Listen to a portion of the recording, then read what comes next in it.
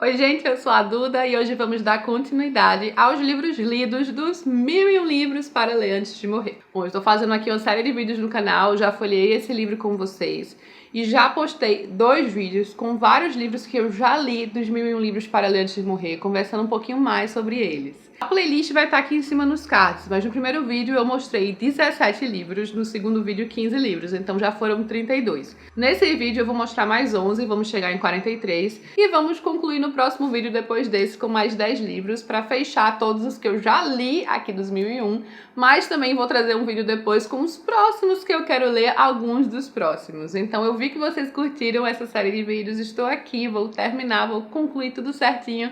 E qualquer coisa é só dar uma olhada nos cards que tá ali a playlist dos 1001 livros. Bom, eu falei pra vocês que eu tô fazendo em ordem cronológica, assim como está presente aqui no livro. Nós começaríamos este vídeo com um livro publicado em 1945. Porém, eu vou abrir aqui a exceção para colocar 2 livros que eu já li do século anterior, mas que quando eu coloquei o vídeo no ar, da primeira e da segunda parte, eu ainda não tinha lido. Ou seja, os 2 últimos livros que eu li dos 1001 livros para ler antes de morrer. O primeiro vídeo dessa série saiu em abril, então esse livro estaria no vídeo de abril. Porém, eu li este livro em maio e eu estou falando da Senhora de Whitefell Hall, de Anne Brontë. Tem 3 livros das Irmãs Brontë aqui nos 1001 livros. Eu já tinha colocado Jane Eyre e o Morro dos Ventos Vivantes e faltava então a Senhora de Whitefell Hall. Então vocês percebem que tem um livro para cada irmã.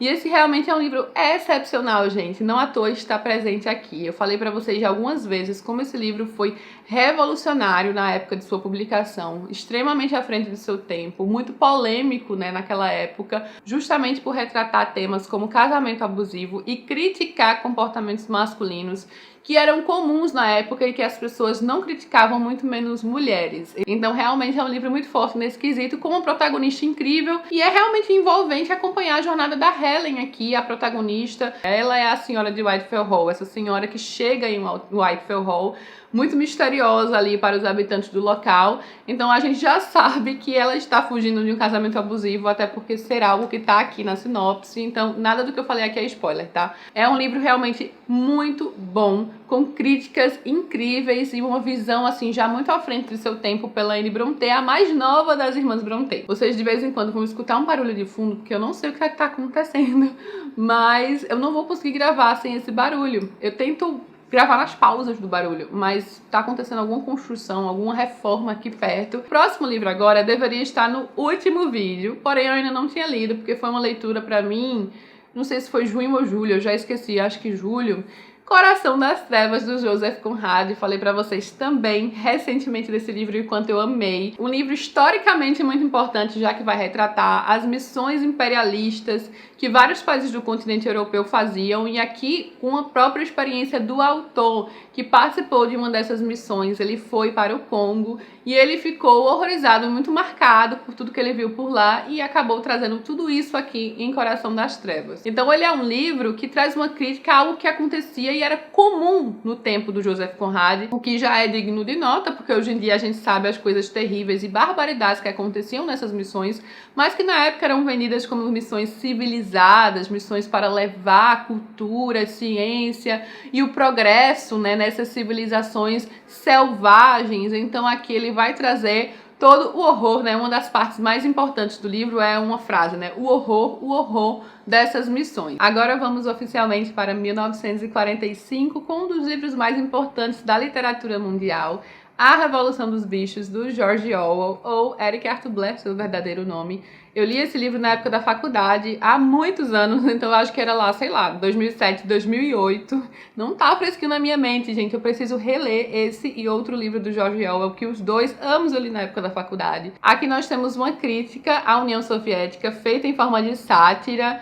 Então, com os personagens, todos eles animais, só que cada animal vai representar ali o seu grupo, a sua pessoinha. E o que começa como algo utópico e maravilhoso, uma revolução por melhor qualidade de vida, igualdade para todos, acaba saindo completamente de controle. O livro foi usado na época como uma arma anticomunista, porém não era o intuito do George Orwell, que era socialista.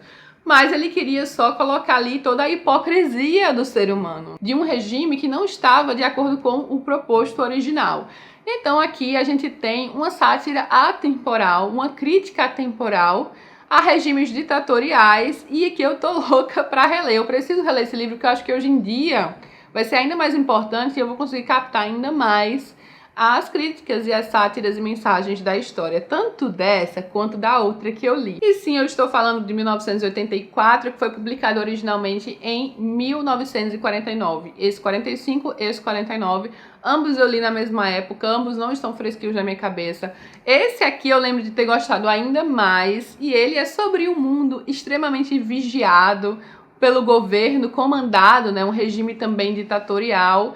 E aqui nós temos o surgimento do Big Brother, o grande irmão, sim, surgiu aqui nesse livro, que tudo vê, que tudo sabe, e o governo ditando a vida das pessoas e encobrindo a verdade, apagando o passado e colocando ali o que ele acha que as pessoas devem dizer, o que ele acha que as pessoas devem falar e acreditar. Então esse é um livro extremamente atual também, né? Toda essa questão de vigilância a todo momento. Hoje em dia o mundo é extremamente vigiado. A gente fala uma coisa e imediatamente aparece no nosso celular propaganda dessa coisa, enfim. Então assim, eu acho que são livros muito fortes, livros que tratam de temas atuais e que vão continuar atuais, especialmente no mundo hoje, né? Eu acho que mais do que nunca nós precisamos cada vez mais ficar atentos e atualizados em política, em sociedade, né? Porque afinal de contas é tudo, é a nossa vida, é a vida em sociedade, a vida coletiva, em comunidade, isso afeta a todos nós, a quem está ao nosso redor e o país inteiro. Então, assim, eu acho que livros assim são extremamente importantes e eu preciso reler pra gente conversar um pouquinho mais. Quem controla o passado, controla o futuro. Quem controla o presente, controla o passado.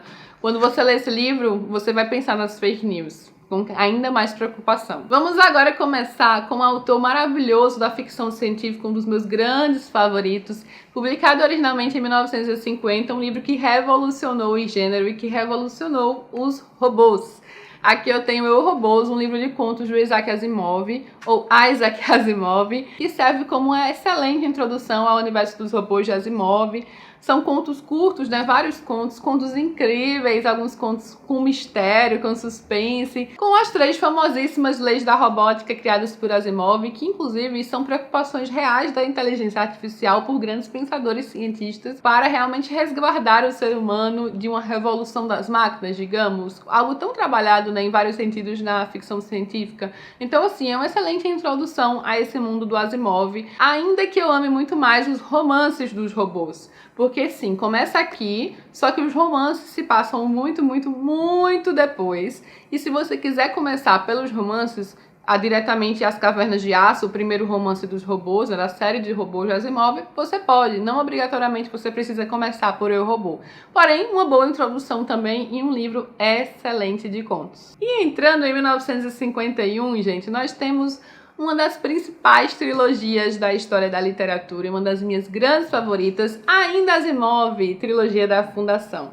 Como eu amo esses livros, eu também quero muito reler a trilogia da Fundação, caiu os marcadores, e prosseguir para toda a série da Fundação, porque eu só li os 3 primeiros, e você pode ler os 3 primeiros e ficar satisfeito com isso, mas com certeza vai ser muito mais legal concluir os 7, né? Porque depois temos 4 outros livros, 2 deles funcionam como prequel e outros 2 como sequência. E, gente, esses livros são apenas sensacionais. Eu amei essas edições retrô, sabe? Adorei. Tem várias edições disponíveis, creio, né? Porque tem aquela em capa dura, tem essa, tem aquelas mais antigas que eu acho que não estão vendendo mais, que eu tenho também, por sinal, e gosto bastante, foi nelas que eu li. Fundação é um livro sobre o futuro da humanidade, um livro extremamente visionário, com muitas estratégias. Assim, Asimov realmente foi longe aqui e de uma forma sensacional, sabe? A capacidade visionária que ele teve aqui de antever até problemas sociais, assim, pensamento de massa, sabe? Que é muito disso que o livro vai trazer. Aqui um dos personagens centrais é o Harry Seldon, que é um grande matemático. Ele vai usar as leis da matemática e das probabilidades para fazer aí os seus cálculos. Ele percebe que o mundo, o universo, né, a humanidade vai passar por um grande declínio e para preservar a cultura, o conhecimento e a ciência, ele vai criar a fundação. Só que algumas coisas vão sair do controle, porque nem tudo, absolutamente tudo, pode ser previsto. E, gente, essa trilogia tem tantas reviravoltas. Eu lembro de ler e ficar, assim, presa a cada uma das histórias e terminar essa trilogia. Eu lembro da última página, assim, de ficar, meu Deus! Sabe aquele livro que realmente traz reviravoltas que você não espera? Às vezes a gente procura muito livros de thrillers, assim, né, pra ficar admirado e surpreso ao extremo. Você vai conseguir isso aqui também, surpresa ao extremo. E publicado oficialmente em 1952, um aninho depois, um livro totalmente diferente, O Velho e o Mar, totalmente diferente do anterior que eu mostrei, né? O Velho e o Mar, do Ernest Hemingway, um autor vencedor do Prêmio Nobel de Literatura. Eu já falei algumas vezes aqui que, assim, dos grandes clássicos da literatura, esse é o que menos teve impacto em mim. Quem sabe, relendo hoje em dia, eu me sinta diferente. Eu entendo a importância desse livro, assim, a questão da luta, da resiliência, da resistência, já que aqui a gente tem um personagem nesse senhor que está ali no mar para caçar um peixe, e toda a trajetória, toda a questão dele ao tentar fisgar esse peixe. Então, ele vai tratar, assim, de questões humanas, né, de dramas humanos. Em poucas páginas, ele é um livro super curtinho. Talvez eu não tenha lido, assim, numa época que ele teria grande impacto em mim. Quem sabe hoje em dia, né? É aquele livro que eu quero dar uma nova chance, assim, para ver como é que eu vou me sentir. Mas sim, que eu reconheço a importância dele na literatura. O Hemingway não chegou a ser um autor que eu gostei tanto, apesar de eu amar Paris é uma Festa e adorar A Geração Perdida. Para mim, Paris é uma Festa é um livro excepcional, né? Justamente por ser um livro não ficcional dele. Mas o que eu li dele foi O Velho e o Mar e O Sol Também Se Levanta, e entre esses dois, assim, não me ganhou tanto, sabe? A Paris é uma Festa me ganhou mais, mas quem sabe, né? Se você tem um livro que você gosta demais do Ernest Hemingway, fora esses que eu mencionei, que quiser deixar a dica aqui embaixo, eu vou adorar saber. E falando em grandes trilogias mundiais, uma das trilogias da minha vida, e tenho certeza da de tanta gente, um livro tão importante também na literatura, a trilogia do Senhor dos Anéis. Sim, está aqui também nos 1001 livros, claro, né, para ler antes de morrer. E aqui publicada entre 1954 e 1955. O que dizer desses livros, né? A grande fantasia da literatura que influenciou, inspirou tantas outras e que traz um universo tão rico de personagens, tão rico também de reflexões, porque a gente pode pensar aqui em tudo que esses personagens enfrentaram, né, nesse grande mal, e durante o livro parece algo tão sem saída, algo tão impossível, a esperança, a chama da esperança ali nas pessoas que vão tentar dar o seu máximo e fazer o possível, a parte da coletividade, da amizade, da luta de bem e mal, tudo isso é tão atemporal em O Senhor dos Anéis, são tantas lições que nós podemos pensar aqui, aprender com esses personagens, aprender com esse universo tão rico da Terra-média. Gente, amo Tolkien, meu amor, todo meu amor por Tolkien. Próximo livro foi publicado em 1958, também foi uma leitura da minha época de faculdade, gente, eu li tantos livros incríveis nessa época, né, e esse eu peguei também na biblioteca da faculdade. É um livro que hoje em dia é esgotado na sua versão física. Será que alguém tem essa versão física? Eu nunca vi, só na biblioteca. Se você tem aí, deixa aqui embaixo.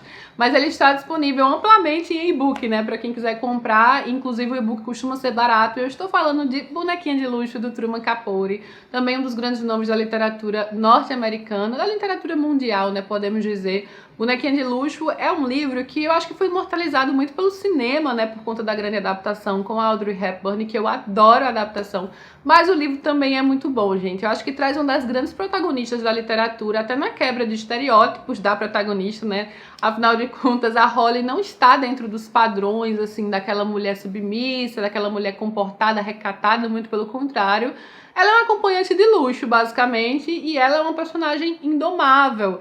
Ela tem ali sua gata, ela procura, ela tem uma ânsia por algo, mas ela ainda não encontrou. E é narrado por um homem, né? Narrado pelo seu vizinho. Se você espera exatamente o que está ali no filme, não é isso que você vai encontrar. Até o final é diferente. Mas tem muito da essência da personagem aqui, que foi retratada pela Audrey Hepburn de uma forma maravilhosa. Eu realmente gosto muito do livro, mas esse é um daqueles casos que eu acabo gostando um pouquinho mais do filme, por realmente amar esse filme. Vamos agora para 1960, com o lançamento de um dos grandes livros do século XX, que está em várias listas de livros indispensáveis para todos lerem. E eu estou falando de O Sol é para Todos, da Harper Lee. Um livro tão comovente, especialmente eu acho por ser contado pelos olhos de uma criança, a Scout. Se eu não me engano, ela tem 8 anos, mais um daqueles livros que eu li há vários anos.